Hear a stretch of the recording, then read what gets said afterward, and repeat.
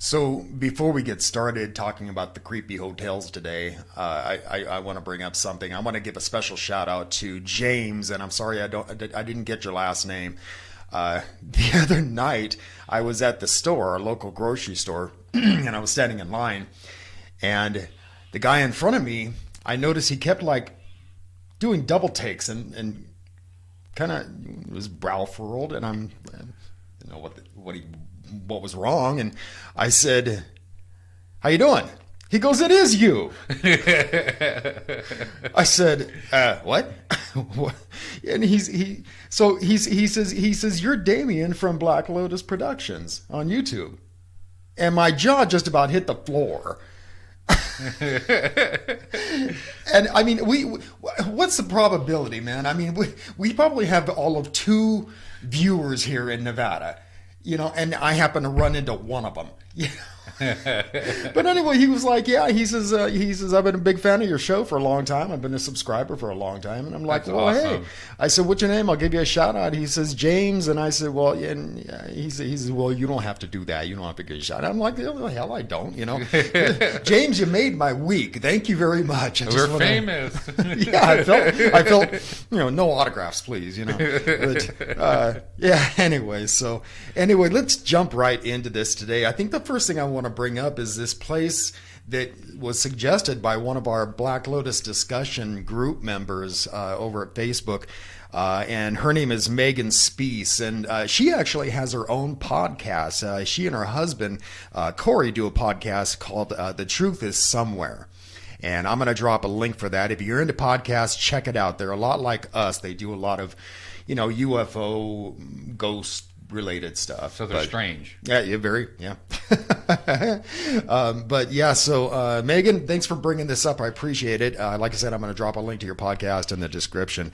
Anyway, she lives up in the northwest, and she wanted us to bring up this place in Port Townsend, and it's called the Manresa Castle. And I looked it up. I'd never heard of it. And I lived up in Tacoma, Washington for a long time, and I'd never even heard of this place. But oh my God, the place is absolutely gorgeous. I'm going to show you a picture of this place. And how cool. this doesn't even do it justice. It's actually a lot larger than this, and it has other turrets on it. But anyway, what it is, it's a hotel. That was built in 1892 by Charles Eisenbeis. And he came over from Prussia, evidently, and he was somewhat of an entrepreneur. And what he did is that he started off with creating a bakery in this little town. It was just a little port at the time, so he created a bakery. And then as that became more and more successful, he started building other things, and he eventually became the mayor of Port Townsend. Oh, wow. Yeah, and but the hotel is one of the things that he had built, and the reason he built it is because after he became mayor, evidently they had voted to put a rail line in, train tracks coming through it. So he had expected a lot of tourism to come into Port Townsend. And so he built this hotel, this monstrous hotel. And after it was built, he apparently they decided against the rail line. Uh-oh. Yeah. So he was kind of financially devastated. So he had been married twice, and the first time he had 4 kids with the woman, but she actually ended up dying. He remarried this lady by the name of Kate, and they ended up having 4 kids together as well. So they have 8 kids. So because they were so financially kind of destitute, they just ended up moving into the hotel, and until until he died, and eventually the place was taken over by Jesuit monastery and turned into Jesuit priests and turned into a monastery. Oh, and so anyway, there are so many reported hauntings there that it's just commonplace for the employees there, because now it's a hotel again. And one of the hauntings is a he's a Jesuit priest. And the reason he's haunting the place is because while it was a monastery, evidently he was accused of having carnal affairs, as it were, with some woman in town. Now, they may have just been friends, and they were probably just seen talking together. But, Jesuit priests being what they are, had a bit of an issue with this. So they punished him by taking away his priesthood, and he ended up hanging himself in the attic of this place. And there have been many, many, many reported sightings of this guy wandering down the hallways. Interesting. But one of the more interesting ones I thought was that when Charles Eisenbeis had this place and the whole family was living there, they had a nanny to help take care of the kids. And because 8 kids, God, couldn't imagine. Ugh. But anyway, they had a nanny there, and she eventually lived out her whole life there. She actually was involved with an accident there. She didn't die because of it, but she walked into one of the rooms with a candle, and there was a gas leak apparently, and the whole floor blew out. And she was blown back, and she was injured quite severely, I guess. And then, but she didn't die. But she did end up working for the family until she eventually died. And anyway, apparently, in that room where this accident happened, she haunts this room. And there's been many reports of when people check into this room and then they go out and then come back, their suitcases have been unpacked, all their clothes have been folded up and put away. So, that's creepy. Helpful ghost. So that's pretty cool. But yeah, anyway, there's apparently there's so the hauntings are so commonplace there that the employees they don't really think anything of it, and I guess the owners. I thought this was kind of funny that the owners decided to put ghost registers, so that people can write down their hauntings that they experience. And a lot of people go there. Apparently, it's a place a lot of people like to go there for weddings because it's just a beautiful place. And but a lot of people don't know that it's haunted, and so this ghost register ended up backfiring on their business because people would go into the hotels and read these things and go, "Well, hell with this, I'm out of here." I want my money back. But yeah. But anyway, the next thing we want to talk about is something that Mark Chevalier, a friend of ours, he's also a member at our Black Lotus Discussion Group. He brought this up about the Lizzie Borden bed and breakfast. And he had mentioned that he had stayed there, and that it was he said he didn't really experience anything there, but it made him feel very creeped out, very uncomfortable. That's in Fall River, Massachusetts. Yeah. So it is kind of a creepy looking place, but I guess there's been a lot of people who have experienced things there. The murder took place in 1892, of course, of Andrew and Abby Borden. We all know the story about 40 whacks. Yeah. But she took an axe and gave her father 40 whacks. Yeah, when she saw what she had done. Anyhow, she was actually never found guilty of it. But still, supposedly, the people sit there and haunt the place. There's been a lot of hauntings in the rooms where you can stay. There's actually 6 rooms there you can stay, and one of them is actually the room where Abby was found murdered. Excuse me. But I guess people hear lots of whispering and voices, and they hear footsteps all up and down the back stairs and the front stairs, sometimes even overhead, and when there's nobody else there. And they hear people walking around. There's a tour guide there named Sue Vickery, and she says she's been sitting in a room and she's like somebody's come right up next to her and whispered something in her ear, but she's in her room alone. That would be a little freaky. And they have the normal unexplained shadows and flickering lights and stuff. But I wouldn't mind going to stay in there. I think that'd be kind of interesting. That'd be fun. Yeah. I guess you can stay there for about $225 a night. Oh, really? Yeah. So it's not cheap, but Well, I've noticed that when we're researching this episode, is that a lot of places. In fact, when we just talked about the Queen Mary, if you want to stay in certain haunted rooms, they jack the price way up, because a lot of ghost investigators go there, and so they know they can get it. Yeah, because people want to stay there for the ambiance. Yeah. They want to see a ghost.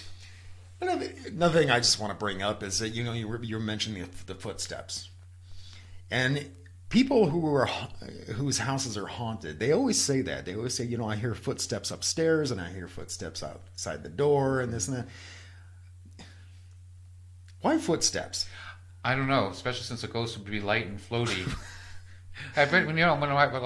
We've talked about in the episode of our ghost hauntings and stuff, in the mobile home I lived in, I would hear footsteps coming up. Me and my roommate at the time would hear footsteps walking up and down the hallway, and we'd be thinking that the other person got up for a midnight snack or something, and nope, nobody had gotten up, so we don't know where those were coming from. Yeah, I've experienced several hauntings at places I've lived, and so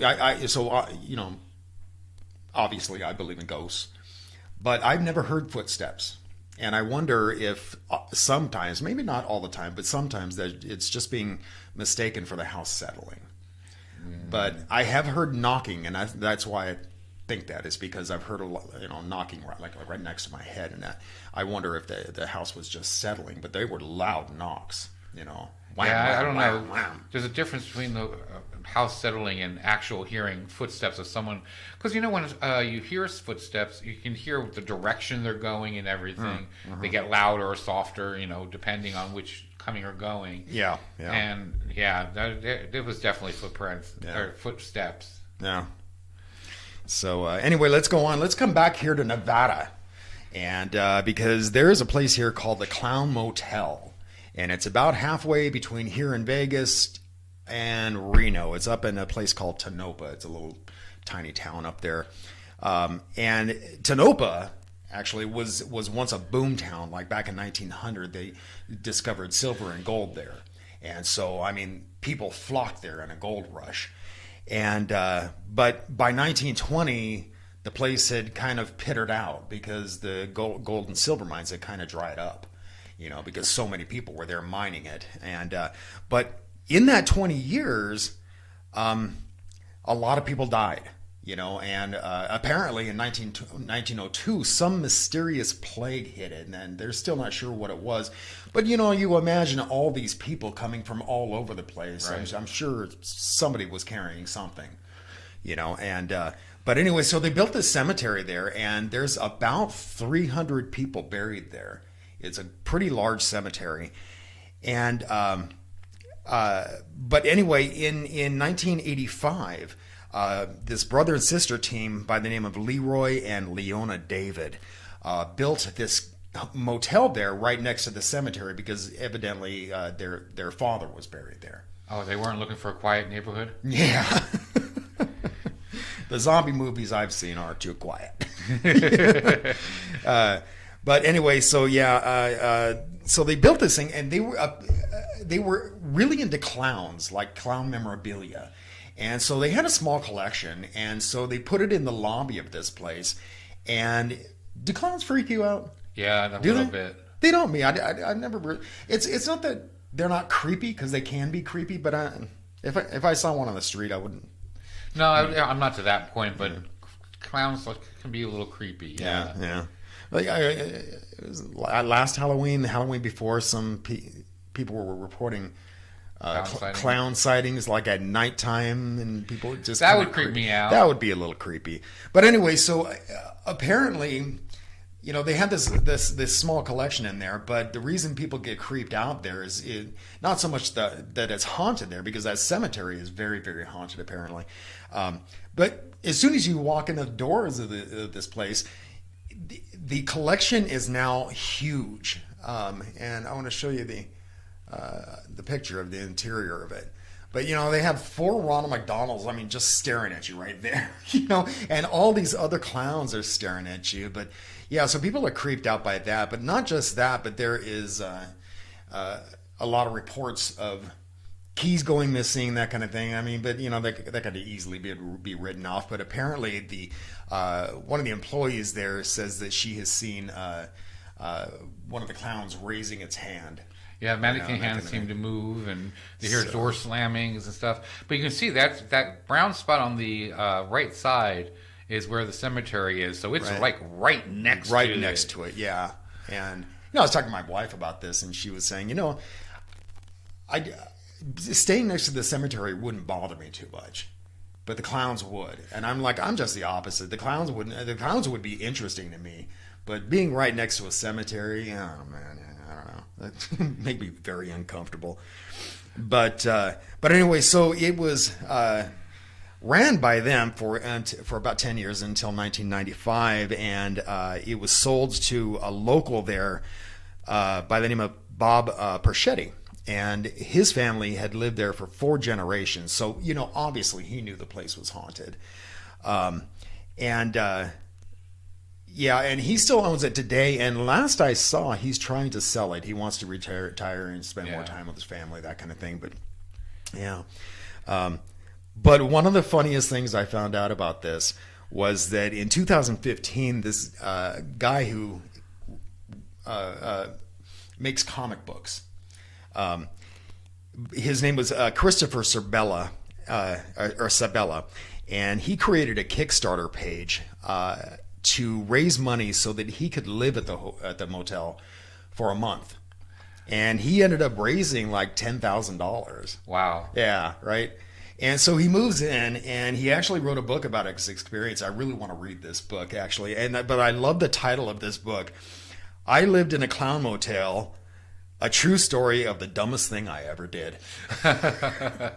So, yeah, I'd really liked. And I guess he's made it into a comic book form as well as a regular book. Interesting. Yeah. You can download it on Amazon. Maybe I'll drop a link for that in the bottom as well.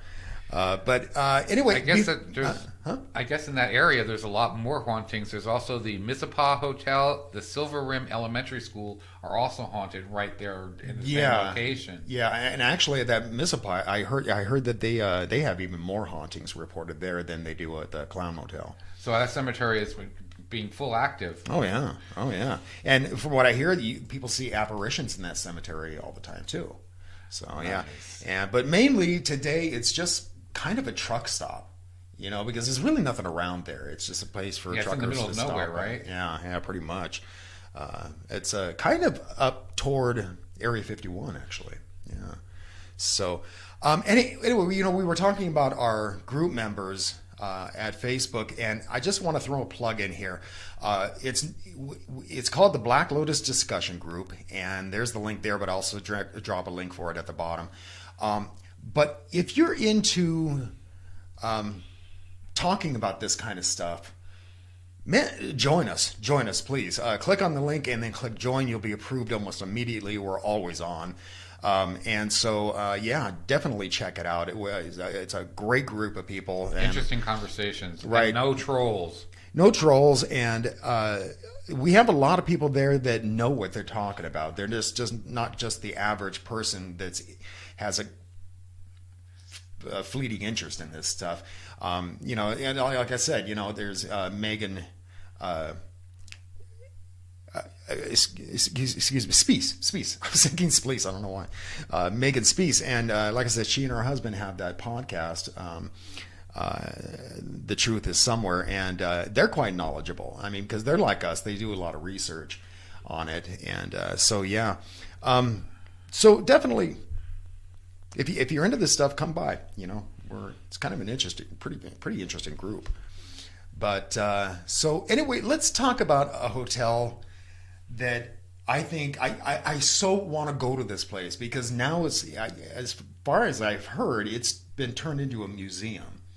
But what we're talking about is the Stanley Hotel up in Colorado, and this is the place where Stephen King went because he had heard about the hauntings, and he based The Shining on this hotel. But it's out in the middle of nowhere. Yeah. I mean, just like the Overlook Hotel in his book. It's kind of a trek to get there. Beautiful area, it looks Gorgeous, gorgeous. Yeah, beautiful. He actually stayed there back in 1974, and he actually stayed in room 217. Did he? Which, if you read the book, that's the room that he uses. I forget what the movie uses a different room. I forget which room now. 230 something. 232 or 234 or something like that. Yeah. But he actually stayed in room 217. But I guess that's not the only room that's haunted. There's also 401, 407, 428, and 1302 are also very well known for hauntings happening inside the rooms. But I guess it was originally owned by F.O. Stanley, and he and his wife are said to be dressed in formal attire, and you get to see them all over the place in the main staircase and other private areas, or public areas, excuse me. Also, on occasion, you'll hear her piano playing. Oh, really? That would be creepy, to hear a piano playing with nobody there. Yeah, I think I would be. And I guess there's some creepy tunnels underneath, and it's just an all-around creepy place. Yeah. In a beautiful location. Yeah. But you can stay there still. They do still have rooms available. Oh, they do? Yeah, they're about $150 a night. No, that's not so bad, actually. No, that's not Especially too bad for a place like that. It's gorgeous. And it's a famous place. Sure. I'm sure as they put in one of the articles I read, you have to book way in advance if you want to stay in room 214, though. Oh, I would imagine. Oh, yeah, no doubt. I mean, because if I'm going to go and spend my night there, I'm going to want to go to that room, wouldn't you? Oh, yeah, definitely. I wouldn't want to stay in a different room. Yeah, I guess the thing is now,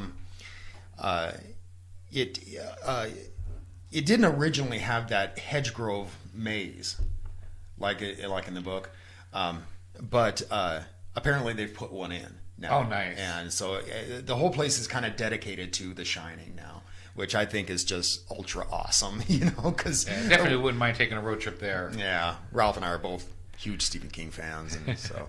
There was something else I want to bring up about that is that they did a seance there, or a medium tried to contact spirits there, and in the process they took some video there, and you can see in the lower portion of this a little girl, what looks like the back of a little girl, standing next to the staircase, and nobody had reported seeing her.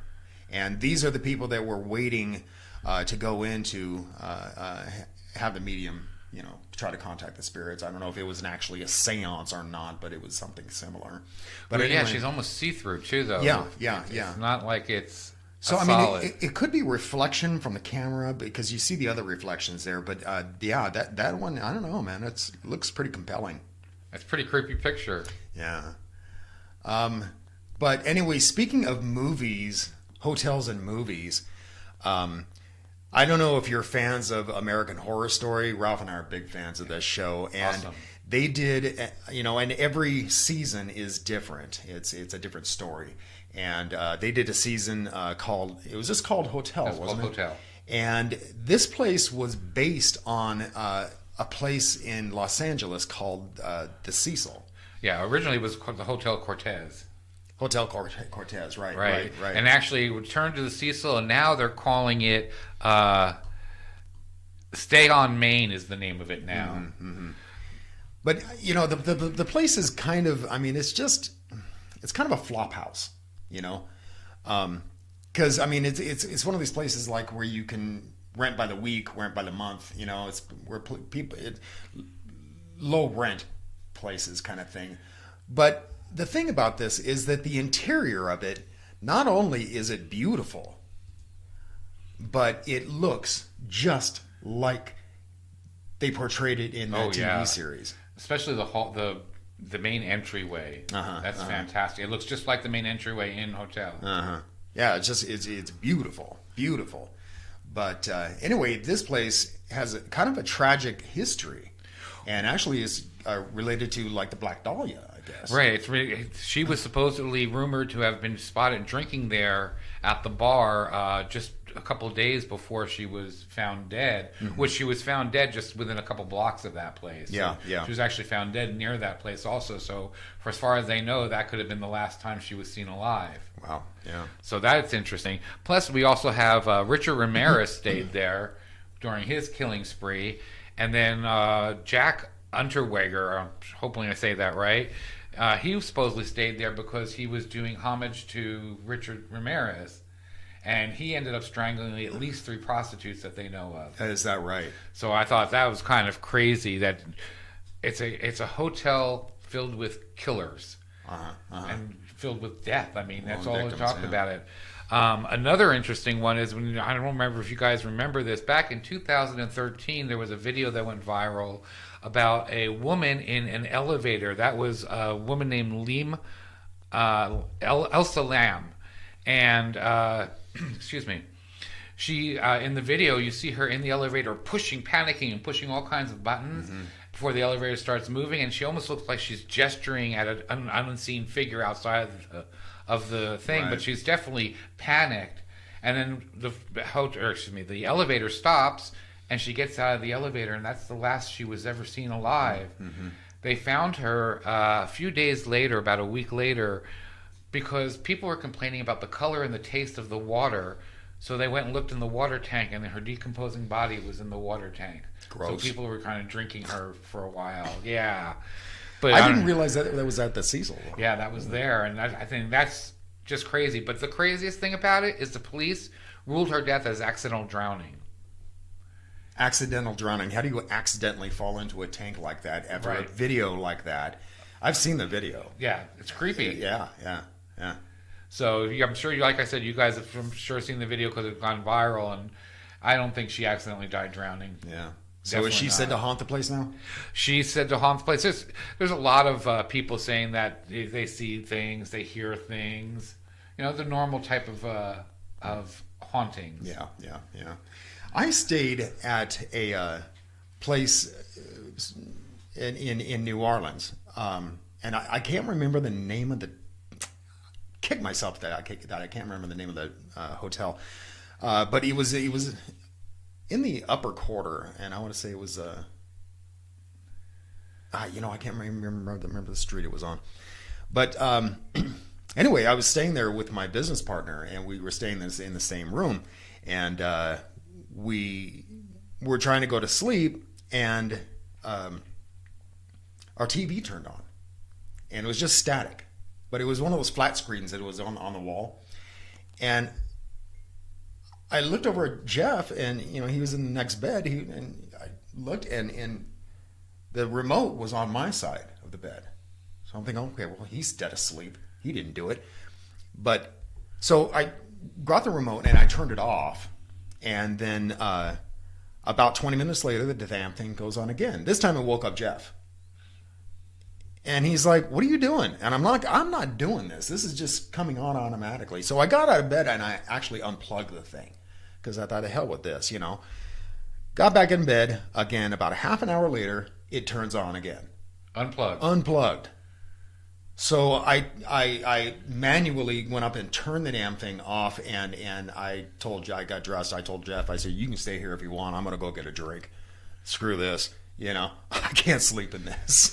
It was creepy. That'd be creepy, is right. But anyway, speaking of New Orleans, one of the most haunted. Now I would venture to say that most of the hotels there are haunted because you think about New Orleans, it's got a sordid past. That's like saying that some of the hotels in Vegas aren't haunted. Right, exactly. But anyway, one of them that is notoriously haunted is a place called the Bourbon-Orleans, and it is absolutely beautiful hotel there. And but I used to work right across the street from this at the Tropical Isle. I managed the bar there, and but anyway, there's a lot of reports of hauntings there. Right. It was originally opened in 1827 as a ballroom, and later it was acquired by the Sisters of the Holy Family, which made the property into an orphanage and a convent and a medical ward. And yellow fever hit them while they had this in that thing, and many of the children died, including some of the nuns. So the spirits of the children and the nuns are supposedly walking around haunting the hotel. Right. That's pretty crazy. Yeah. I know from my own experience, now I've never stayed there, but like I said, I worked right across the street. And so I would talk to the employees there, and they would tell me they have such a problem because it's so notoriously haunted and so well known that I guess tourists wander in and just start wandering the hallways in hopes of glimpsing, some of This is supposedly the ballroom from the place, and it is known that there's one lonely ghost dancer, and you can see there she is. Of course, that's not a real picture, right. There is known for being sighted in that ballroom, a girl dancing by herself. There's also a little girl that likes to roll a ball up and down the corridors and chase it. A lot of people see that one, right? Yeah. They also see a couple of people dressed in like Civil War, right? Confederate soldiers. Well, no. Well, a Confederate soldier and a woman apparently that's accompanying him in one of the hallways. And I want to say it's on like the 6th floor. Yeah, 3rd and 6th. Third and 6th, yeah. And but there's a lot of reports of that. So yeah, very interesting. I don't know about you, but I'd love to take road trips and just visit all these hotels. Now, one of the ghosts, I guess, is pretty cantankerous. I'll put it that way. Not necessarily violent, but it's one of these ghosts where the bed sheets are ripped off of people at nighttime. And that seems to be a thing. I don't understand why ghosts like to do that. I wonder about that. It happens a lot, but I know that skeptics about ghosts say it's just people involuntarily moving in their sleep and kicking the bed sheets down. But I've heard reports where people are wide awake and they come flying off. And that when we were doing the haunted Vegas thing in one of the hotels, this one woman was actually pushed off the bed. And I guess this ghost at the Bourbon-Orleans doesn't do that. But it does rip the covers off. Yeah, if you want to hear more about the hotels in Vegas, we did do an episode of Haunted Vegas. Yeah, I'm going to leave a link for that. I'll put a little card up here for that, so you can just jump to it. But anyway, again, we have that group over at Facebook. Definitely check it out. Again, there's a link down at the bottom for it. Check out Megan Speece's podcast, The Truth Is Somewhere, and. Thanks, James, for watching. Yes, thanks, James. Again, you made my week, man. And thank you for watching. If you like our episodes, definitely make sure to hit like. A lot of people forget to do that, even though they do like them. I know they do. They watch it a lot, but they forget to hit the like. But we like seeing the little thumbs up thing, so definitely do that. And then, if it's your first time here, thank you very much for joining us, and make sure you subscribe and hit that little bell so that you're notified every time we upload a new episode. So anyway, let's get out of here. Sounds good. Until next time, folks, keep thinking and question everything.